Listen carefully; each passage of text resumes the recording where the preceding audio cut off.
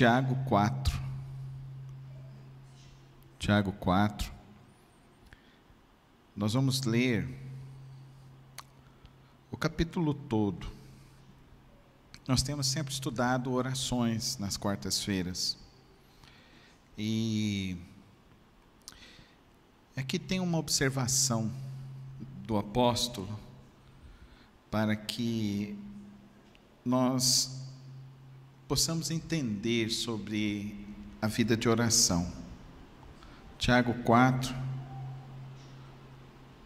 no verso 1 em diante, diz assim: De onde vêm as guerras e contendas que há entre vocês? Não vêm das paixões que guerreiam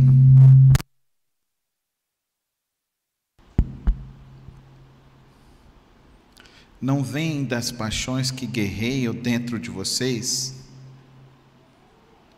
Vocês cobiçam coisas e não as têm, matam e invejam, mas não conseguem obter o que desejam. Vocês vivem a lutar e a fazer guerras, mas não têm, porque não pedem. Quando pedem, não recebem, pois pedem por motivos errados, para gastarem seus prazeres. Adúlteros, vocês não sabem que a amizade com o mundo é inimizade com Deus? Quem quer ser amigo do mundo faz-se inimigo de Deus? Ou vocês acham que é sem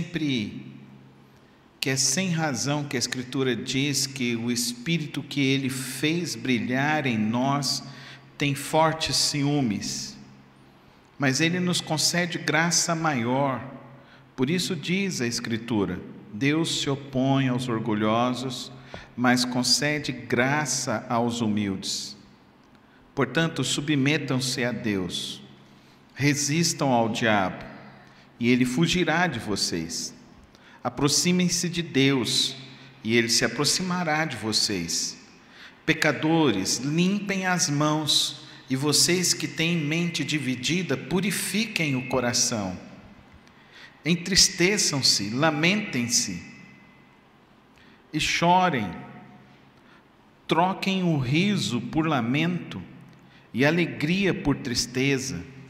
Humilhem-se diante do Senhor e Ele os exaltará. Irmãos, não falem mal uns dos outros. Quem fala contra o seu irmão ou julga o seu irmão, fala contra a lei e a julga. Quando você julga a lei, não está cumprindo, mas está se colocando como juiz. Mas quem é você para julgar o próximo? Ouçam agora, vocês que dizem: hoje ou amanhã iremos para esta ou aquela cidade, passaremos um ano ali, faremos negócios e ganharemos dinheiro. Vocês nem sabem o que lhes ocorrerá amanhã, que é a sua vida. Vocês são como a neblina que aparece por um pouco de tempo e depois se dissipa. Ao invés disso, deveriam dizer: se o Senhor quiser, viveremos e faremos isso ou aquilo. Agora, porém, vocês se gloriam das suas pretensões. Toda vanglória como essa é maligna. Pensem nisso, pois quem sabe o que deve fazer o bem e não o faz, comete pecado.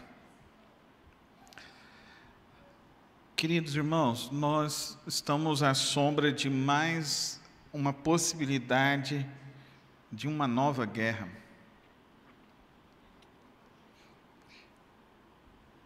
E eu fiquei parado e analisando essa situação, e me lembrei desse texto. Esse texto me diz claramente que a gente está vivendo um período de tanta vaidade, de tanto orgulho. Os homens estão se destruindo por causa de vaidade, por causa de orgulho. E a gente pode pensar isso assim a nível mundial, mas se a gente pegar e analisar isso para próximo de nós, é algo que nós estamos vendo pessoas se destruindo, famílias se destruindo, aumento de número de drogas, de uso de usuários de drogas. Fiquei assustado um dia desses. Quarta-feira passada eu estava voltando para casa, eu vi um grupo de uns 8 adolescentes, e deu para ver nitidamente que eles estavam todos em transe, andando nas ruas. As famílias estão se deteriorando, sem Deus.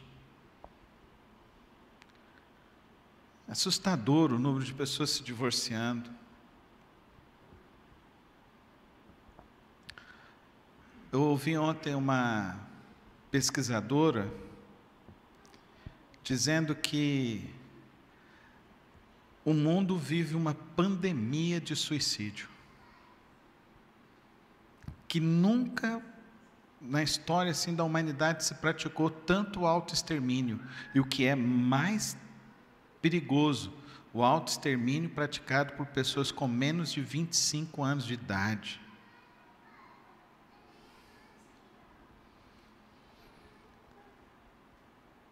É impressionante esse mundo tentando viver sem Deus. É impressionante a quantidade de igreja tentando viver sem Deus também. Gente, eu leio um capítulo 4 de Tiago, eu não consigo entender teologia da prosperidade, eu não consigo entender teologia de confissão positiva, eu não consigo entender pensamento positivo, eu não consigo entender essas coisas. O caminho que estão colocando para as pessoas é o caminho de que o homem é suficiente, sem Deus. Um pretenso candidato à presidência, eu fui ver a entrevista dele, e ele falando que ele já passou de ser evangélico. Eu falei, o que está querendo dizer com isso? Não, porque agora eu leio a Bíblia, e a Bíblia não fala de igreja, não tem bandeira, é Deus, então sou eu e Deus. Está aqui na Bíblia, está aqui agora, queridos irmãos, nós acabamos de ler algo completamente contrário do que essa pessoa está dizendo. Perdendo o respeito de pastores, da instituição da igreja, e está levando um monte de gente junto. Na outra pesquisa ele nem pontuou, nessa pesquisa agora já está 2%. Eu falei, gente, o povo está ouvindo doido agora, e doido arrasta gente, doido arrasta mais doido. Você já percebeu isso?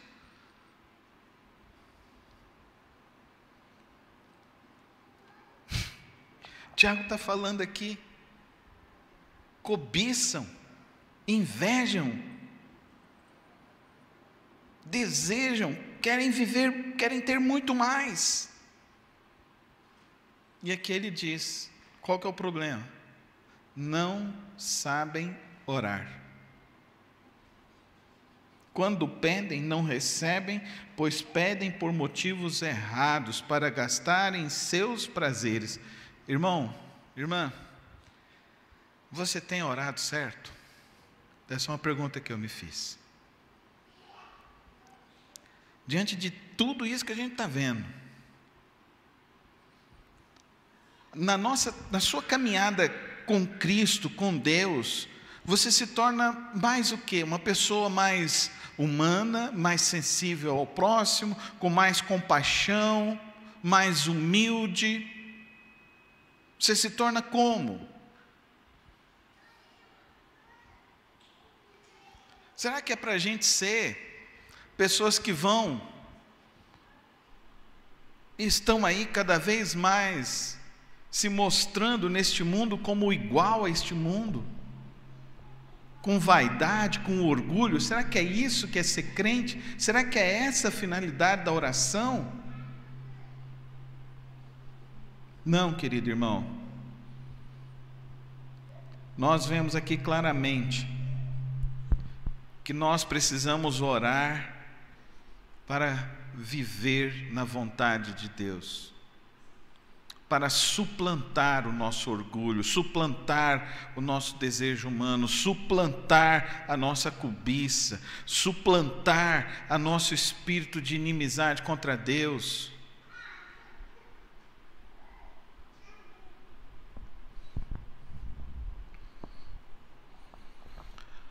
Um colega pastor estava conversando comigo, ele dizendo que na igreja onde ele pastoreia, eles estão enfrentando a seguinte situação: 2 meninas adolescentes, na faixa etária de seus 18, 19 anos, abriram suas contas no OnlyFans. Ah, mas é só para ganhar dinheiro, porque a gente quer ajudar a nossa família por meio da prostituição. Não, mas não é prostituição, é só foto sensual. Gente, a palavra de Deus é contra a sensualidade. A palavra de Deus ensina o que é a sobriedade. A palavra de Deus ensina que se o seu olhar com um olhar pecaminoso, de cobiça, de querer ter, isso é pecado. Eu não estou falando de gente longe não, gente. Estou falando de coisa que está acontecendo aqui perto da gente. O evangelho está desvirtuado. Os crentes estão desvirtuados, os crentes estão longe de Deus, longe do Espírito. Os crentes não sabem mais orar, os crentes não têm vida de oração, porque estão vivendo longe, estão mais perto, mais amigos do mundo do que amigos de Deus. É isso que esse texto está dizendo para nós. Pastor, mas ele está falando que a gente não pode julgar, a gente não pode falar mal. Eu não estou julgando de eternidade ou não, mas eu estou exortando a mim e a você para que a gente entenda o propósito da oração. Querido irmão, toda nossa pretensão de autossuficiência é pecado. Toda a nossa pretensão de autossuficiência. Olha o que ele diz aqui. Se você fala, amanhã eu vou fazer tal negócio, vou fazer tal negócio, mas você não coloca, se Deus quiser, isso é pecado. É toda a nossa pretensão de viver longe de Deus, tentar viver pelas próprias forças, pelo nosso próprio querer. Nós somos um nada. A oração deve fazer com que cada vez mais sejamos dependentes de Deus. A oração deve fazer com que cada vez mais sejamos parecidos com Cristo. A oração deve ser algo que nos aproxima de Deus e faz com que a nossa alma, o nosso coração, a nossa mente viva sem as ansiedades desse tempo, viva sem essas pretensões desse tempo e viva satisfeitos em Deus, satisfeitos em Cristo, satisfeitos na glória de Deus, satisfeitos na vontade de Deus. Faça-nos conectar cada vez mais em Cristo Jesus.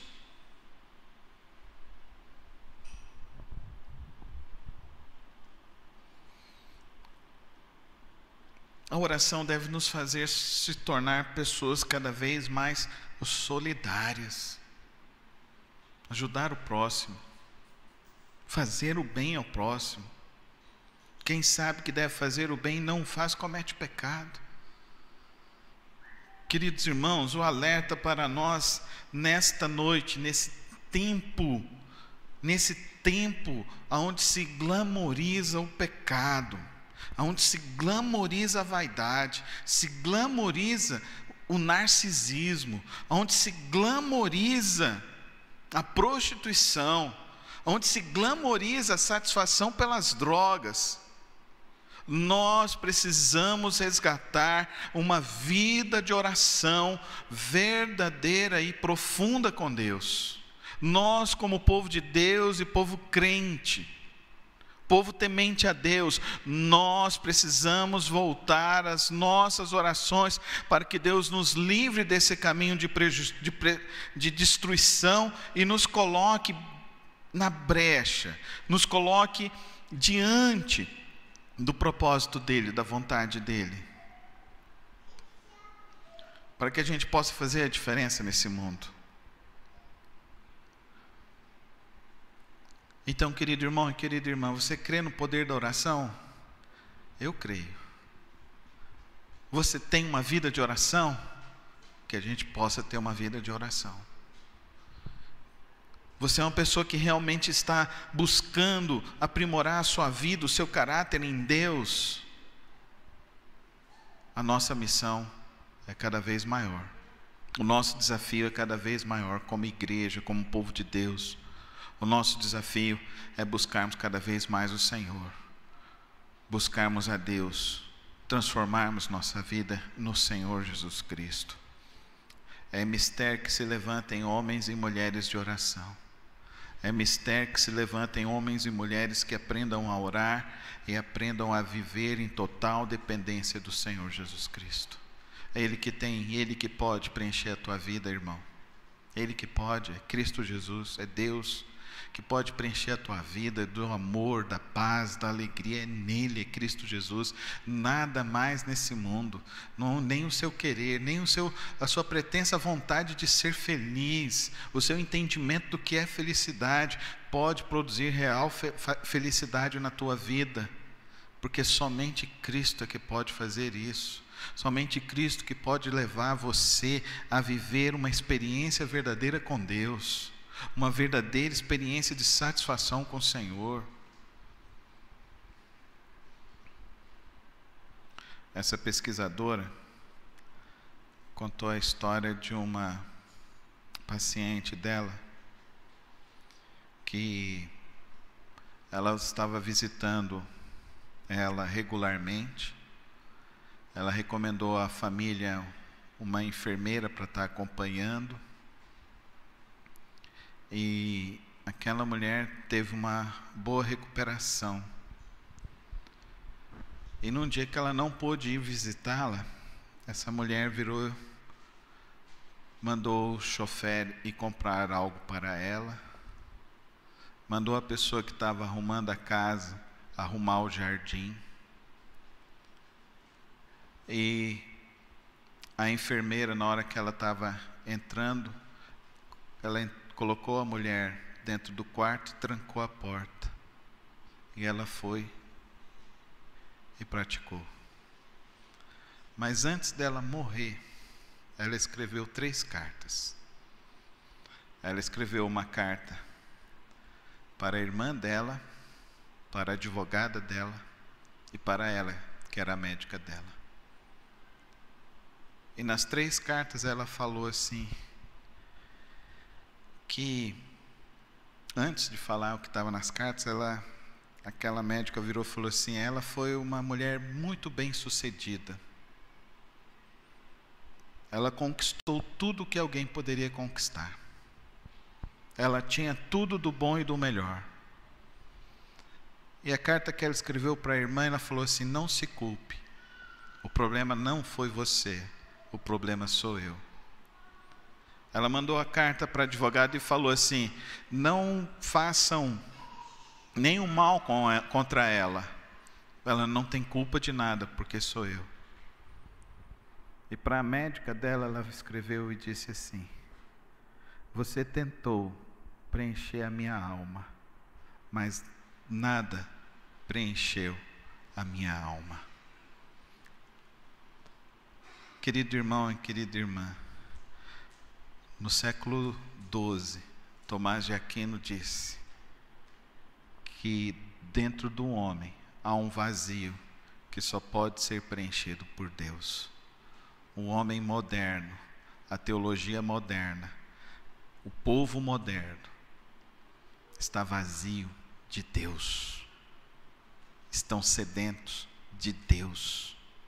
Precisam de Deus. E nós que temos o conhecimento e a oportunidade de abrir a palavra e se encher da palavra de Deus, nós precisamos entender da nossa responsabilidade de, ao orar, sermos totalmente preenchidos e satisfeitos de Deus. Querido irmão e querida irmã, é em Deus que está a tua alegria, é em Deus que está a tua satisfação, é em Deus que é o teu companheiro, é o teu protetor, é o teu ajudador, é Deus.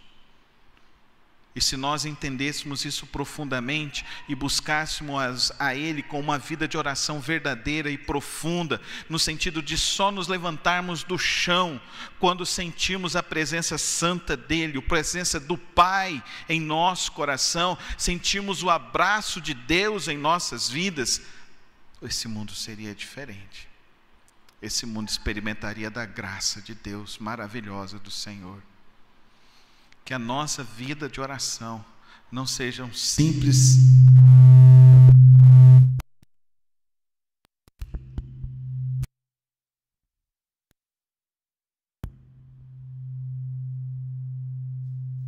tira um pouco isso. Que a nossa vida de oração ela seja diferente. Que a nossa vida com Deus seja diferente. Que a nossa intimidade com Deus seja diferente. Se essas coisas que a gente está sofrendo e não se enchendo, não encontrando resposta e solução, se não for Deus, querido irmão, se você não encontrar em Deus a solução, pode ter certeza que você precisa largar de mão dessas coisas, porque é em Deus. Deus é a solução. Deus é a solução para todas as coisas da nossa vida. Deus é a solução que Ele pode fazer a diferença em nossas vidas, transformar as nossas vidas.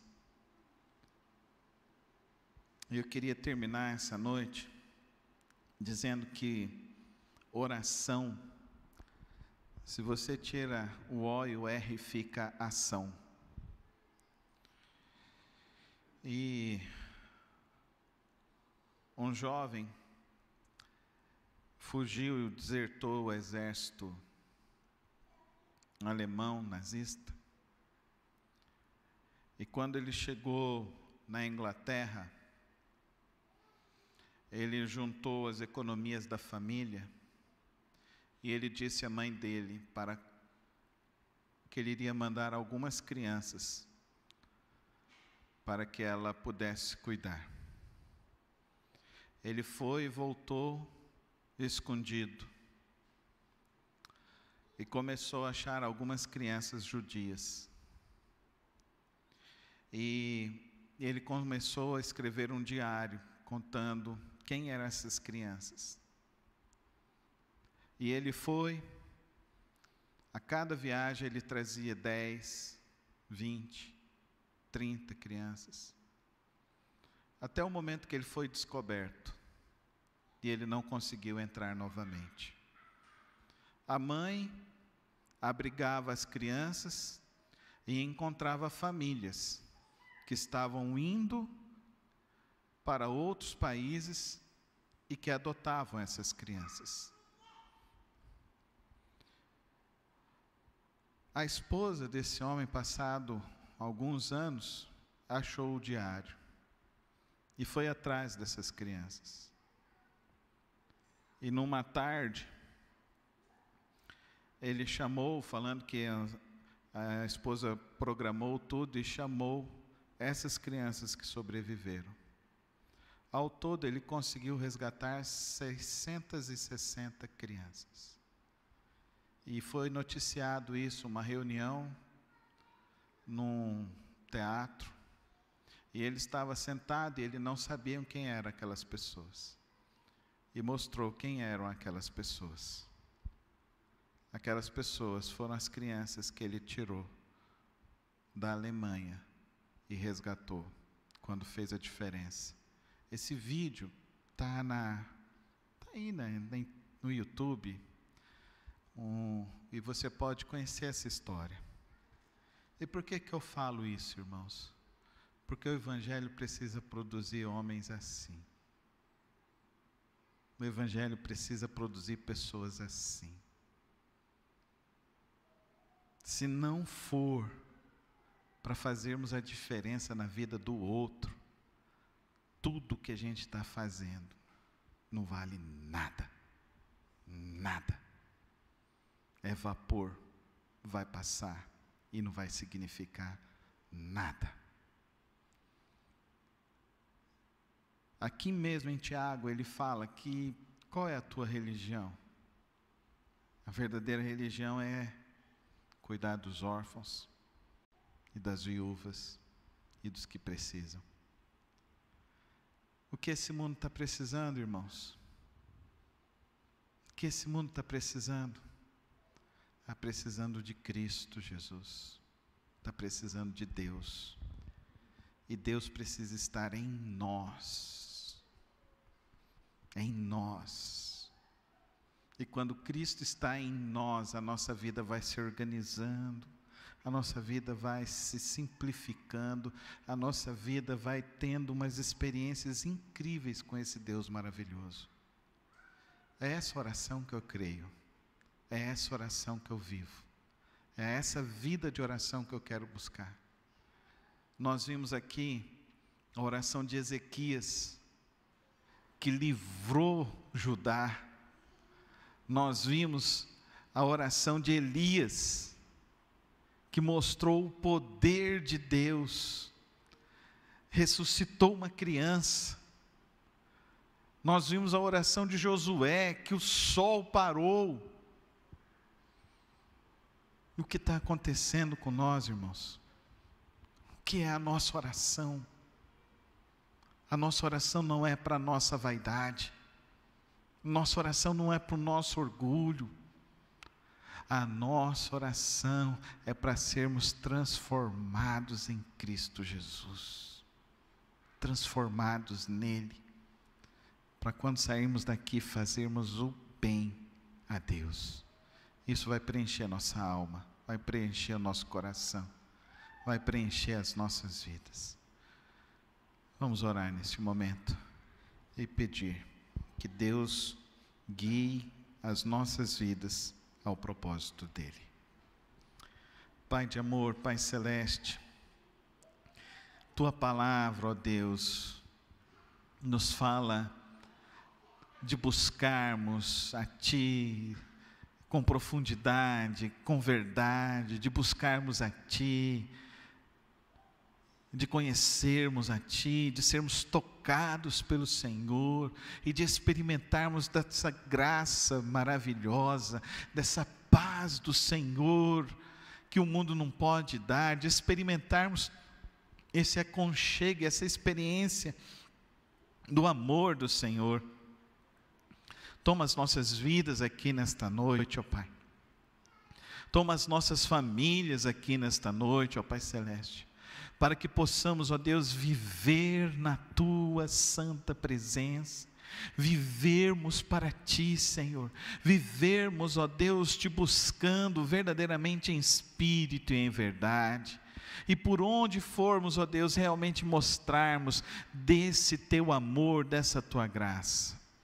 Toma as nossas vidas nesta hora, ó Pai querido, e abençoa, Deus, cada vida, cada irmão aqui nesta hora, ó Pai. Nós oramos, ó Deus, pela vida, ó Deus, do irmão Lauro, pedindo, ó Deus, que ele possa ter plena restauração, ó Deus, da sua saúde. Nós oramos aqui nesta hora também, ó Deus, por aqueles que estão enfermos, naquele hospital Araújo Jorge, no hospital de doenças tropicais, ó Pai querido, em tantas UTIs aqui dessa cidade, Senhor. Oramos, ó Deus, e pedimos sobre o agir do Senhor nestas vidas. Nós oramos nesta hora, ó Deus, pela vida do irmão Afonso, ó Pai, que o Senhor esteja ali, ó Deus, com a irmã Maria Abadia, com a irmã Adriana, ó Deus, afofando a cama do teu servo. Esteja ali, ó Deus, derramando a tua graça sobre aquela família, fortalecendo aquela família, ó Pai. Ó Pai Celeste, nesta hora, ó Deus, nós colocamos, ó Deus, nossas famílias em Tuas mãos, que nós possamos, ó Deus, ensinar os nossos filhos ao Teu caminho da verdade, ó Pai querido, e que nenhum deles se desviem, e que eles aprendam em nós, ó Deus, a viver como Teu Filho Cristo Jesus viveu, Senhor. Ó Deus, age sobre a vida da nossa igreja, sopra o sopro do Teu avivamento, Senhor, o sopro do Teu quebrantamento em cada coração, ó Pai querido. Ó Deus, age para que haja mais compromisso com o Teu povo, ó Pai querido, compromisso à oração, ao jejum, ao fervor, ó Pai querido. Ó Deus, que nós possamos entender quão importante é, ó Deus, servir o Senhor, amar a Tua obra, ó Deus, evangelizar as pessoas, socorrer, ó Deus, aqueles que precisam. Derrama sobre nós nesta noite, ó Deus, o sopro do Teu Espírito Santo e age sobre nós com Teu poder. Nós viemos aqui Te buscar, abrir a Tua palavra, ó Deus, para compreender a Tua vontade, e que, ó Deus, o Teu Espírito, ó Deus, haja em nós com Teu poder e a Tua graça. Abençoa, ó Deus, a vida de cada um dos irmãos. Traz, ó Deus, sobre a vida e a família de cada um dos irmãos, a Tua bênção, a bênção da Tua paz, Senhor, a bênção do Teu amor, da Tua alegria, a bênção, ó Deus, da sabedoria do Senhor. Abençoa o Teu povo, livra, ó Deus, das enfermidades, ó Pai querido, livra, ó Deus, de acidentes, ó Pai querido, abençoa o Teu povo, ó Pai querido, prospera a vida do Teu povo, abre as portas de emprego para aqueles que precisam, dos negócios, ó Deus, que precisam ser desembaraçados, ó Pai querido, das causas nas justiças que precisam ser resolvidas. Abençoa, ó Deus, a família, o trabalho, a vida de cada um dos irmãos. Nós Te buscamos nesta noite, Senhor Jesus, não porque merecemos, mas porque reconhecemos que Tu és o nosso caminho, que Tu és a nossa verdade, que Tu és a nossa alegria. Por isso, Pai de amor, abençoa-nos hoje e sempre, em nome de Jesus. Amém.